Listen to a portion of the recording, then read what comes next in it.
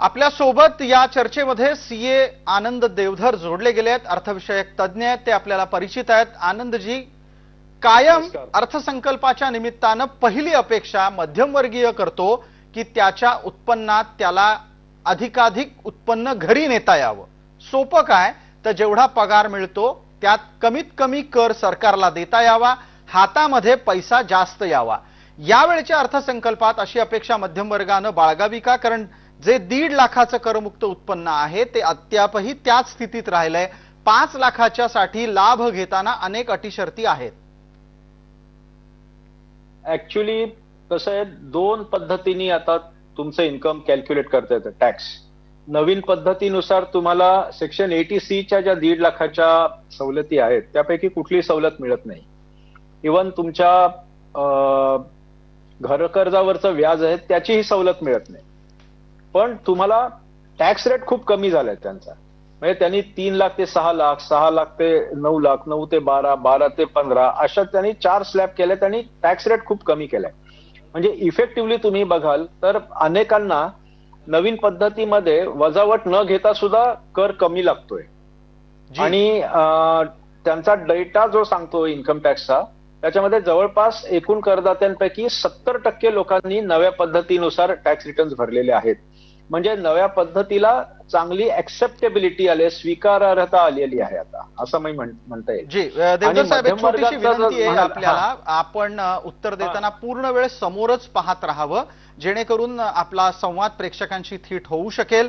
आपल्या सोबत सुनीता रामनाथकर जोडल्या गेलेल्या आहेत. सुनीताजी नमस्कार आणि स्वागत. आपण आयएमसी मधून आमच्या सोबत जोडल्या गेल्या आहेत. माझा आवाज आपल्याला येतोय का? हो येतोय जी. या चर्चेमध्ये आपण सहभागी झालात त्याबद्दल तर आभारच, पण एक महिलांच्या प्रतिनिधी म्हणून मला एक थोडासा भावनिक प्रश्न उपस्थित करायचा आहे. देशाची अर्थमंत्री महिला आहे आणि तिच्या नावावर एक विक्रम प्रस्थापित होतोय. सर्वाधिक वेळेला देशाचं अर्थसंकल्प सादर करण्याचं काम पार पाडल्याचा. तुमची एक पहिली पटकन 30 सेकंदातली प्रतिक्रिया. मला खूप आनंद आहे की महिला सादर करतेय. तिला महिलांची कळकळ कळतीये आणि तिला महिला कशामधून जाते, कुठच्या संकटामधून जाते, कुठच्या स्टेजेस मधून जाते हे तिला कळतंय. मला फार आनंद आहे की आपली फायनान्स मिनिस्टर एक महिला आहे आणि तिच्याबद्दल मला खूप आदर आहे.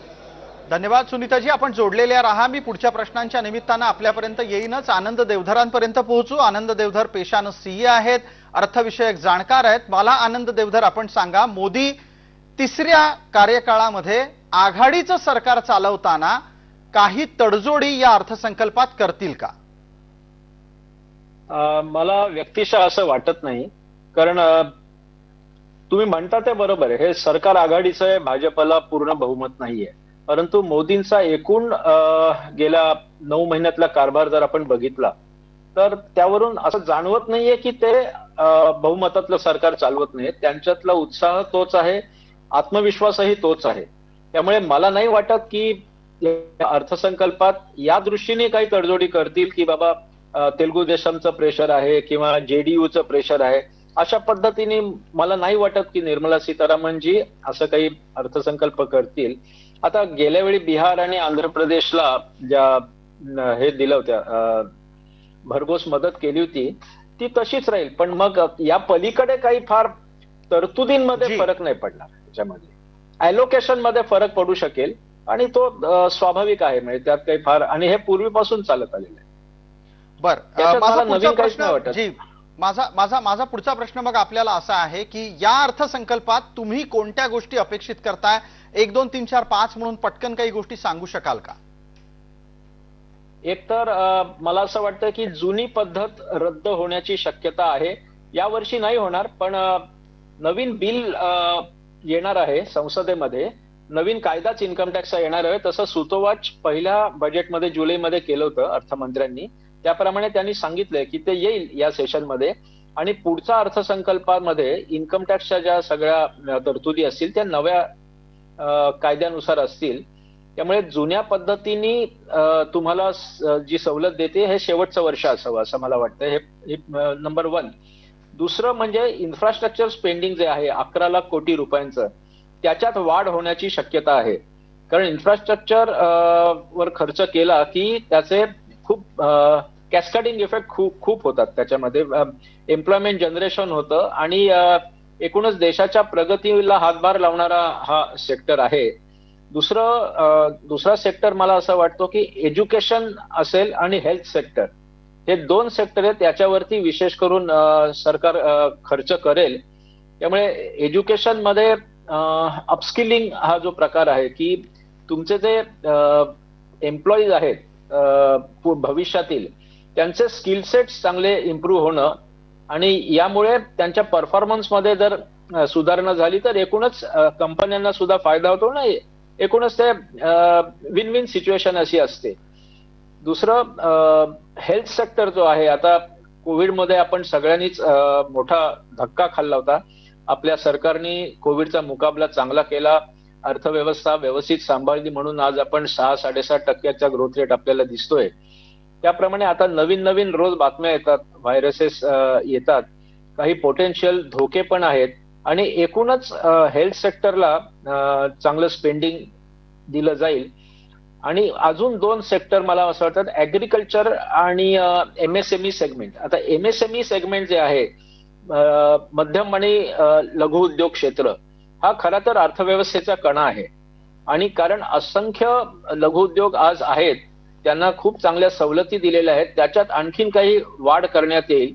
कारण जर हा सेक्टर तरला तर त्या सेक्टरमध्ये रोजगार निर्मिती करण्याची क्षमता खूप मोठी आहे. आणि दुसरं शेती. आपल्याला GDP मध्ये शेतीची टक्केवारी खूप खाली गेली, कृषी प्रधान देश आहे असं म्हणतो. देवधरजी, आपण बोलत असताना मध्ये संपर्क बाधित होतोय म्हणून आपल्याला थांबवतो. दरम्यान पुढच्या तपशिलाकडे आपण वळणार आहोत. या निमित्तानं आणखी काही तपशील ग्राफिक्सच्या माध्यमातून समोर येतोय आणि मग सुनीता रामनाथकर आपल्या सोबत आहेत, त्यांच्यापर्यंत आपल्याला पोहोचायचंच आहे. ज्या अपेक्षा आहेत त्याची चर्चा आपण करतोय आणि त्यात मध्यम वर्गाला आयकरातल्या दिलासाची शक्यता अपेक्षित केली जाते आहे. त्याचबरोबर आणखी काय अपेक्षित केलं जात आहे तेही आपण पाहतो आहोत. दरम्यान सुनीता रामनाथकर आपल्या सोबत आहेत. माझा आवाज त्यांच्यापर्यंत पोहोचत असेल, मला त्यांना पटकन प्रश्न विचारायचा आहे. सुनीताजी, ज्या पद्धतीनं महिलांच्यासाठी एक करसवलतीची अपेक्षा केली जाते, त्या पलीकडे जाऊन काय अपेक्षित केलं जातं? कारण थोड्या वेळापूर्वी देवधर सांगत होते की व्यक्तीला स्किलसेट म्हणजे त्याचा कौशल्य विकास व्हावा यासाठी प्रयत्न अपेक्षित आहेत. महिलांच्यासाठी तसं काय अपेक्षित करू शकतो? हो, मला पण वाटतं की प्रत्येक महिलांना काही ना काहीतरी कौशल्य असतं. ती केटरिंग करू शकते, शिवू शकते, टेलरिंग करू शकते. त्यांना हार्नेस करायला पाहिजे. आपण त्यांची शक्ती वाढवायला पाहिजे. गावागावातून जे महिला आहेत ना, त्यांना काही ना काहीतरी करून लोणची बनवता येतात, पापड बनवता येतात. त्यांना जे काय बनवता येतं, जे काय येतं त्याला आपण प्रोत्साहन देऊन त्याच्यात मार्केटिंग आहे, आपल्याकडे जेम आहे, उद्यम आहे, त्याच्याद्वारे करायला पाहिजे किंवा एक्सपोर्ट्स करायला पाहिजे.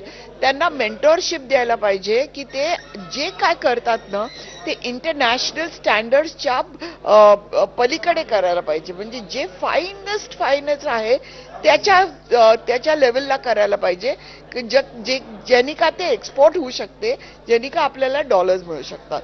तर अशा महिला रुरल इंडियामधनं पण करू शकतात आणि कुठूनही ते एक्सपोर्ट करू शकतात. पंतप्रधान नरेंद्र मोदी पोहोचले आहेत संसदेमध्ये, त्याची थेट दृश्य आपण आता पाहणार आहोत. पंतप्रधान नरेंद्र मोदी यांचा 3ऱ्या कार्यकाळातला हा पहिला अर्थसंकल्प आहे. पंतप्रधान नरेंद्र मोदी हे लोकसभेत पोहोचत असतानाची दृश्य आपल्यापर्यंत येत आहेत आणि आपण ती थोड्याच वेळात पाहू. दरम्यानचा एक आणखी तपशील आपल्या समोर येतोय, तोही आपण पाहणार आहोत. पंतप्रधान नरेंद्र मोदी यांच्या अर्थसंकल्पीय अधिवेशनाच्या निमित्तानं यंदा काय त्यांच्या मनात आहे आणि या सरकारच्या मनात काय आहे तेही आपल्याला कळेलच. सुनीता रामनाथकर आहेत आपल्या सोबत. रामनाथकरजी, आत्ता थोड्या वेळापूर्वी एक विषय महत्वाचा असा आला की पायाभूत सुविधांच्या विकासाच्या साठीची गुंतवणूक वाढेल, याचा एकूणच अर्थव्यवस्थेच्या चलनवलनावर काय परिणाम अपेक्षित करूयात? सुनीताजी, माझा आवाज येतोय आपल्याला? प्रश्न ऐकू नाही आला, काय म्हटलात आपण? जी, आपण चर्चेमध्ये एक महत्वाचा मुद्दा थोड्या वेळापूर्वी घेतला की पायाभूत सुविधांवरील गुंतवणुकीची वाढ अपेक्षित आहे, याचा एकूण परिणाम तुम्हाला अर्थव्यवस्थेच्या चलनवलनावर काय वाटतो?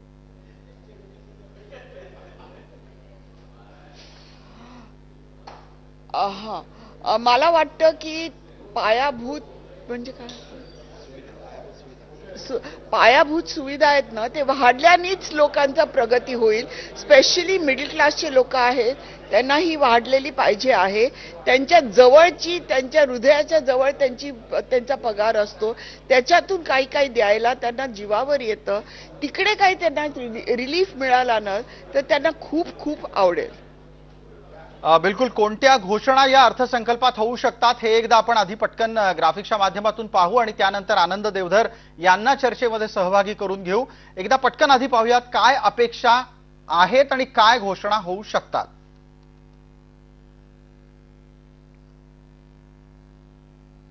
की स्किल डेव्हलपमेंट ची काहीतरी मोठी काहीतरी करायला पाहिजे. जागोजागी स्किल डेव्हलपमेंटचे कॉलेजेस उघडायला पाहिजे. सगळ्या त्या आपल्या युवकांची चालनात चांगल्या चांगल्या स्किल्स डेव्हलप करण्यात घालवायला पाहिजे. मला वाटतं एक्सपोर्ट ओरिएंटेशन द्यायला पाहिजे युवांना. मला वाटतं MSMEsला जास्त सवलती, ईज ऑफ डुईंग बिझनेस द्यायला पाहिजे. त्यांना ना त्यांचा अर्धा टाइम बिझनेस सवरण्यात जातो, ते त्यांना न करून ईज ऑफ डुईंग बिझनेस MSMEsला द्यायला पाहिजे. एक नवा तपशील येतोय, आपण तो आधी पटकन घेऊ समोर आणि त्या अनुषंगाने मग आनंद देवधर, माझा पुढचा प्रश्न असेल. शेअर बाजारानं उसळी घेतलेली आहे, हजाराच्या अंशांनी शेअर बाजार निर्देशांक उसळलेला आहे. या अनुषंगानं शेअर बाजाराच्याही अपेक्षा आपल्याकडून एकदा जाणून घ्यायच्या आहेत. शेअर बाजार,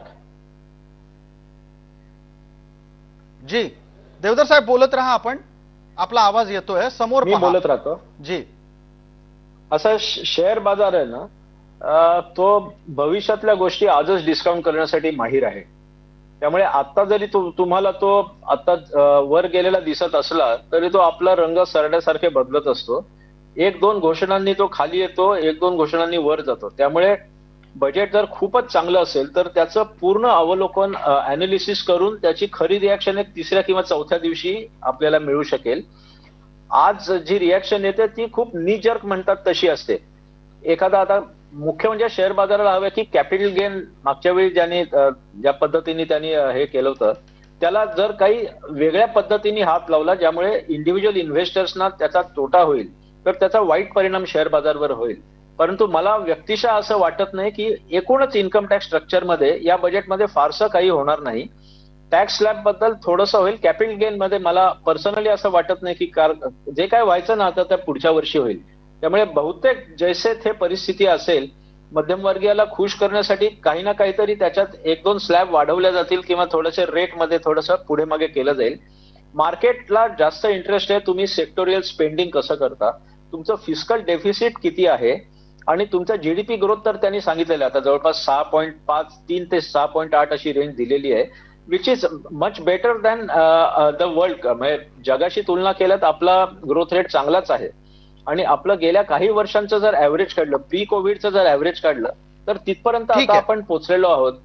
प्रश्न की हा 6.4 ला ना आपण 7 आणि 7.25% कसा नेणार, या दृष्टीने या बजेटमध्ये काही दिशा मिळेल आणि ती तुमचं बजेट अलोकेशन असतं ते योग्य सेक्टरमध्ये योग्य पद्धतीने केलं जाईल असं मला वाटतंय.